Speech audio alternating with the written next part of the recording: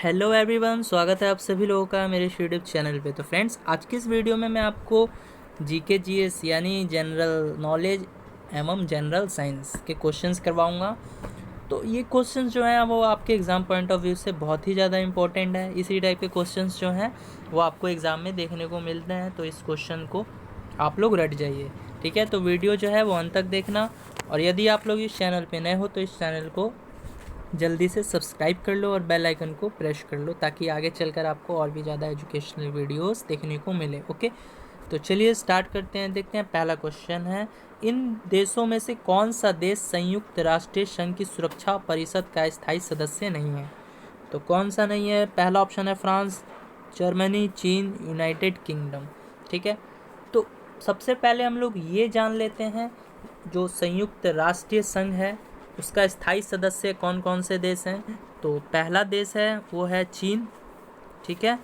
तो पहला देश है चीन, दूसरा फ्रांस, यानी 5 स्थायी सदस्य हैं, ठीक है। चीन, फ्रांस, रूस, यूके और यूएसए, ठीक है।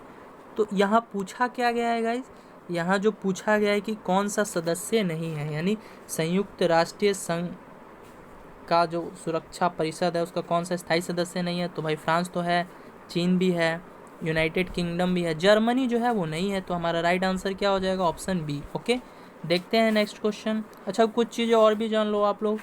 संयुक्त राष्ट्रीय संघ, इसको क्या बोलते हैं? यूएनओ बोलते हैं। इसकी स्थापना कब की गई? तो ये की गई 1945 में। इसका मुख्यालय कहाँ है? तो यूएनओ का मुख्यालय जो है वो न्यूयॉर्क में है, ये भी याद रखना। ओके, पूछा जा सकता है एग्जाम में। देखते हैं नेक्स्ट क्वेश्चन। नेक्स्ट क्वेश्चन है, वह कौन से एकमात्र भारतीय हैं जिसको ग्रेट ब्रिटेन ने लॉर्ड का खिताब दिया है? तो लॉर्ड का खिताब मिला है, किनको मिला है? तो पहले हैं स्वर्ण सिंह या स्वराजलाल, स्वराजपाल या धनराजपाल।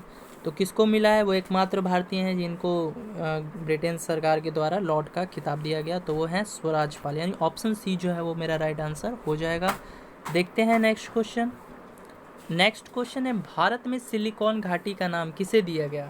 तो भारत में जो सिलिकॉन घाटी का नाम किसे दिया गया? ऑप्शन देखते हैं, हैदराबाद, मुंबई, बेंगलोर या चेन्नई। तो सबको पता है सिलिकॉन घाटी किसे बोलते हैं हम लोग? बेंगलोर को बोलते हैं, ठीक है। और इस क्वेश्चन इस तरह भी पूछा जा सकता है, सिलिकॉन वैली के नाम से हम लोग किस स्टेट को जानते हैं? तो बेंगलोर ही आपका आंसर होगा। ओके, देखते हैं नेक्स्ट क्वेश्चन। नेक्स्ट क्वेश्चन है, रामेश्वर, रामेश्वर किस राज्य का हिस्सा है ना? तो पहला ऑप्शन है आंध्र प्रदेश, दूसरा है पश्चिम बंगाल, तीसरा है तमिलनाडु, चौथा है केरल। तो इसका जो राइट आंसर होगा वो तमिलनाडु होगा, यानी रामेश्वर एक मंदिर है जो कि तमिलनाडु के कन्याकुमारी जिले में स्थित है। ओके, देखते हैं नेक्स्ट क्वेश्चन। बहुत ही सिंपल क्वेश्चन है, देखिए। नेक्स्ट क्वेश्चन है, पोखरण 2 परीक्षण कब किया गया था? यानी पोखरण 2 का परीक्षण कब किया गया था? तो पहला ऑप्शन है 11 जून 1998, 9 जून 1998, 11 मई 1998 या 20 मई 1998। तो इसका जो राइट आंसर होगा वो होगा 11 मई 1998, यानी पोखरण 2 का परीक्षण किया गया था। और यहाँ से ये भी पूछ सकता है, जब पोखरण 2 पूछ लिया गया तो पोखरण 1 का भी पूछा जा सकता है कि इसका परीक्षण कब किया गया। तो इसका परीक्षण जो है वो किया गया था गाइस 1974 को। तो ये भी आप लोग याद रख लेना, ठीक है। कब किया गया था? 1974 को। चलिए देखते हैं नेक्स्ट क्वेश्चन। नेक्स्ट क्वेश्चन है, ग्रांड कैनियन है, क्या है? एक खड्ड है, एक बड़ी तोप है, एक नदी है या एक पुरानी तोप है? तो ये है एक खड्ड, ठीक है। तो राइट आंसर क्या होगा मेरा? Option A. देखते हैं नेक्स्ट क्वेश्चन। नेक्स्ट क्वेश्चन है, किसी स्थान का मानक समय यानी स्टैंडर्ड टाइम को निर्धारित करने का आधार होता है, क्या होता है? पहला ऑप्शन है देशांतर रेखा, अक्षांश रेखा, अंतर्राष्ट्रीय तिथि रेखा या प्रधान मध्य माह रेखा। तो किसी भी स्थान का जो स्टैंडर्ड टाइम आपको निर्धारित करना होगा तो आप लोग कैसे करोगे? तो वो होता है देशांतर रेखा से, है ना। ऑप्शन ए जो है वो मेरा राइट आंसर हो जाएगा। तो अब देखते हैं नेक्स्ट क्वेश्चन। नेक्स्ट क्वेश्चन है, बोडो निवासी हैं, कहाँ के निवासी हैं? पहला ऑप्शन है गारो पहाड़ी के या संथाल पराना के या अमेजन बेसिन के या मध्य प्रदेश के। तो बोडो जो है वो निवासी होते हैं कहाँ के? गारो पहाड़ी के, ठीक है। यानी ऑप्शन ए जो है वो मेरा राइट आंसर हो जाएगा। और बोडो जनजाति जो है ना वो भारत के पूर्वी भागों में पाई जाने वाली जनजाति है। ठीक है, ये मुख्य रूप से कहाँ किस किस स्टेट में पाई जाती है? ये असम में, मेघालय में और मिजोरम में। तो याद रखना, असम, मेघालय, मिजोरम में ये मुख्यतः पाए जाने वाली जाति होती है। ओके, देखते हैं नेक्स्ट क्वेश्चन। नेक्स्ट क्वेश्चन है, पैनामा नहर जोड़ती है तो किसको जोड़ती है? तो देखते हैं, उत्तरी अमेरिका एवं दक्षिणी अमेरिका को, या प्रशांत महासागर व अंध महासागर को, ठीक है, या लाल सागर है भूमध्य सागर को, या हिंद महासागर है प्रशांत महासागर को। तो जो पनामा नहर है वो जोड़ती है किन किन महासागरों को जोड़ती है? तो वो जोड़ती है प्रशांत महासागर एवं अंध महासागर, यानी अटलांटिक महासागर। ठीक है, यानी प्रशांत महासागर एवं अटलांटिक महासागरों को ये नहर जो है आपस में जोड़ती है। ओके, एक क्वेश्चन और भी पूछ लिया जाता है कि स्वेज नहर किस किस को जोड़ती है? बताओ जल्दी। तो अब मैं बताता हूँ, स्वेज नहर जो है वो लाल सागर एवं भूमध्य सागर को जोड़ती है। तो ये भी आप लोग नोट कर लेना, ठीक है, पूछा जा सकता है। देखते हैं नेक्स्ट क्वेश्चन। नेक्स्ट क्वेश्चन है, पंचायती राज डैश के अंतर्गत स्वशासन की इकाई के रूप में संगठित किया गया है। तो किसके इकाई के रूप में संगठित किया गया है? तो आइए ऑप्शन देखते हैं। पहला है भारतीय संविधान के मूल अधिकारों, या भारतीय संविधान की प्रस्तावना, या राज्य के नीति निर्देशक तत्व, या भारतीय संविधान के 74वें संशोधन। तो इसका जो राइट आंसर होगा वो होगा राज्य के नीति निर्देशक तत्वों के अंतर्गत स्वशासन की इकाई के रूप में संगठित यानी शामिल किया गया है। ओके, तो देखते हैं नेक्स्ट क्वेश्चन। नेक्स्ट क्वेश्चन है, भूमि सुधार डैश के विषयों के अंतर्गत है। तो ये किस विषय के अंतर्गत है? संघ सूची, समवर्ती सूची, राज्य सूची, या इनमें से कोई नहीं। तो हमेशा याद रखना, जो भूमि सुधार से संबंधित विवाद है वो राज्य सूची के अंतर्गत जो है शामिल है ना। तो भूमि सुधार जो है किसके विषयों के अंतर्गत है? राज्य सूची, यानी ऑप्शन सी जो है वो मेरा राइट आंसर हो जाएगा। देखते हैं नेक्स्ट क्वेश्चन। नेक्स्ट क्वेश्चन है, भारतीय मुद्रा छापी जाती है, कहाँ छापी जाती है? रिजर्व बैंक ऑफ इंडिया में, वित्त मंत्रालय में, संसद में, या नासिक प्रिंटिंग प्रेस में। तो इसका जो राइट आंसर होगा वो होगा ऑप्शन डी, यानी नासिक प्रिंटिंग प्रेस में, है ना। भारतीय मुद्रा जो है वो छापी जाती है। देखते हैं नेक्स्ट क्वेश्चन। नेक्स्ट क्वेश्चन है, भारत में पहला पनबिजली शक्ति केंद्र प्रारंभ हुआ, कहाँ प्रारंभ हुआ? पाइकाड़ा में, कोयना में, भांगड़ नांगल में, या शिव समुद्रम में। तो इसको हमेशा याद रखना, भारत में जो पहला पनबिजली शक्ति केंद्र प्रारंभ हुआ वो शिव समुद्रम में हुआ, यानी ऑप्शन डी जो है वो मेरा राइट आंसर हो जाएगा। तो ये वर्ष 1902 में देश का पहला पनबिजली घर मतलब बना था, ठीक है। और ये कहाँ है? ये कर्नाटक के शिव समुद्रम में है ना, जो कि हमारा ऑप्शन डी जो राइट आंसर होगा। ओके, देखते हैं नेक्स्ट क्वेश्चन। नेक्स्ट क्वेश्चन है, दुर्लभ मुद्रा यानी हार्ड करेंसी का संबंध है किस मुद्रा से है जी? तो पहला है, वहन करने में बहुत कठिन है, कमाने में बहुत कठिन है, विकसित देशों का है, या विकासशील देशों का है। तो इसका जो राइट आंसर होगा वो होगा ये विकसित देशों का है ना। हार्ड करेंसी का संबंध विकसित देशों से है, यानी ऑप्शन सी जो है वो मेरा राइट आंसर हो जाएगा। यानी दुर्लभ मुद्रा का मतलब क्या होता है? यानी वैसे जो मुद्रा सहज रूप से उपलब्ध ना हो सके, क्योंकि हमारे देश में डॉलर जो है वो सहज रूप से उपलब्ध नहीं है, इसीलिए हार्ड करेंसी हुआ कि नहीं हुआ, ठीक उसी प्रकार, ठीक है। तो ये विकसित देशों का है। ओके, अगर वीडियो पसंद आ रही हो तो इसको लाइक कर देना, ठीक है, और इसे शेयर भी कर देना। देखते हैं नेक्स्ट क्वेश्चन। नेक्स्ट क्वेश्चन है, भारतीय राष्ट्रीय कांग्रेस के संस्थापक थे, एक क्या थे? असैनिक सेवक थे, विज्ञानी थे, सामाजिक कार्यकर्ता थे, या मिलिट्री कमांडर थे। तो सबसे पहले आप लोग ये जानो, भारतीय राष्ट्रीय कांग्रेस के संस्थापक थे वो कौन थे? ठीक है, तो वो थे ए ओ हुरुम, ठीक है। ए ओ हुरुम ने ही भारतीय राष्ट्रीय कांग्रेस की स्थापना की थी, और कब की थी ये भी पूछा जा सकता है। तो ये 1885 में की थी, ठीक है। भारतीय राष्ट्रीय कांग्रेस के संस्थापक ए ओ हुरुम थे, इन्होंने ही भारतीय राष्ट्रीय कांग्रेस की स्थापना 1885 ईस्वी में की थी, ठीक है। और वो क्या थे, यही तो पूछा है क्वेश्चन में। तो वो क्या वैज्ञानिक थे, या असैनिक सेवक थे, या फिर सामाजिक कार्यकर्ता थे या मिलिट्री कमांडर थे? तो वो गाइज एक असैनिक सेवक थे, यानी सिविल सेवा में थे, तो असैनिक सेवक जो है इसका राइट आंसर हो जाएगा ऑप्शन ए। ओके, देखते हैं नेक्स्ट क्वेश्चन। नेक्स्ट क्वेश्चन है, भगत सिंह, राजगुरु तथा सुखदेव को फांसी दी गई, कब दी गई? तो ये तो मोस्टली लोग को पता होगा, तो ऑप्शन देखते हैं। पहले 1911 ईस्वी में, 1921 ईस्वी में, 1931 ईस्वी में या 1941 ईस्वी में।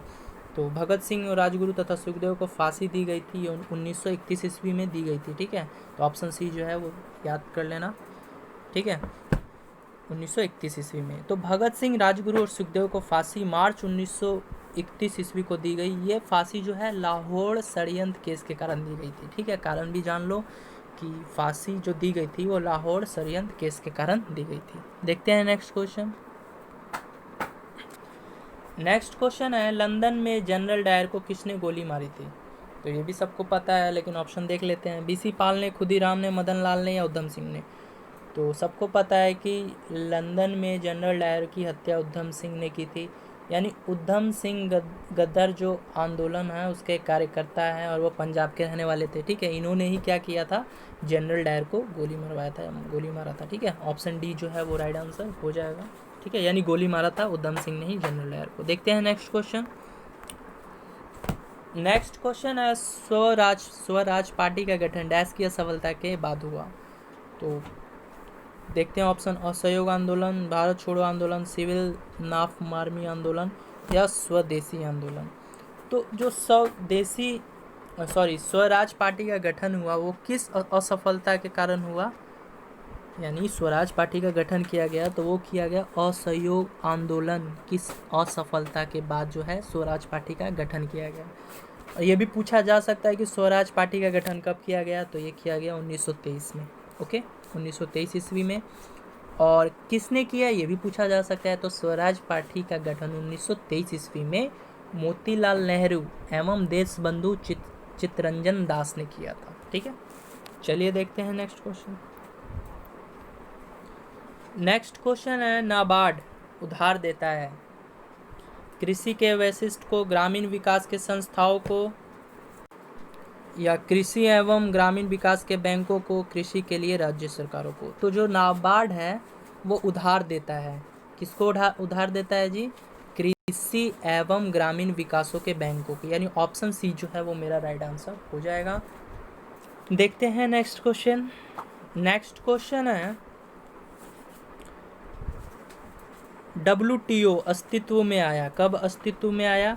तो सबसे पहले आप लोग जानिए जो WT है ये क्या है। तो WTO का फुल फॉर्म होता है वर्ल्ड ट्रेड ऑर्गेनाइजेशन। ठीक है, ये कब अस्तित्व में आया, यानी इसकी स्थापना कब की गई थी, यही पूछा गया है क्वेश्चन में। तो जनवरी 1994 में या जनवरी 1995 में, जनवरी 1996 में या जनवरी 1997 में?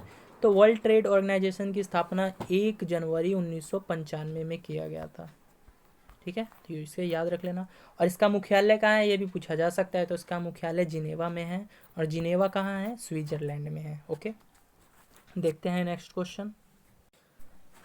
अब देखते हैं हम लोग जनरल साइंस के कुछ क्वेश्चंस। ठीक है, तो पहला है, व्यापारिक कॉर्क प्राप्त होती है, किससे होती है? फ्लोएम से, कॉर्क कैम्बियन से, जाइलम से या संवहन कैम्बियन से?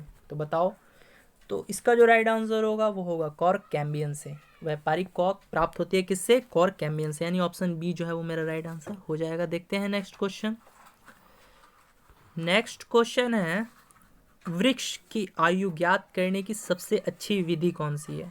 तो शाखाओं की संख्या ज्ञात करके, या वार्षिक वलयों की संख्या ज्ञात करके, या वृक्ष पर उपस्थित पत्तों की संख्या गिनना, या वृक्ष का व्यास या ऊंचाई ज्ञात करना?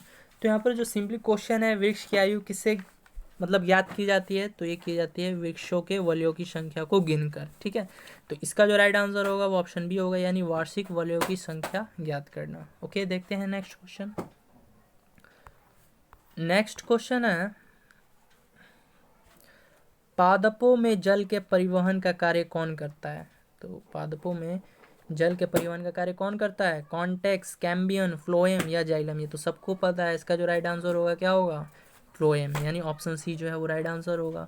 यानी जो पौधे पादपीय उत्तक मिट्टी से पानी और खनिजों को मतलब पत्तों तक पहुंचाता है, उसे क्या बोलते हैं? जाइलम बोलते हैं। सॉरी, इसका जो राइट आंसर होगा वो जाइलम होगा। ठीक है, तो याद रखना है, जो पादपों में जल के परिवहन का कार्य करता है वो कौन करता है?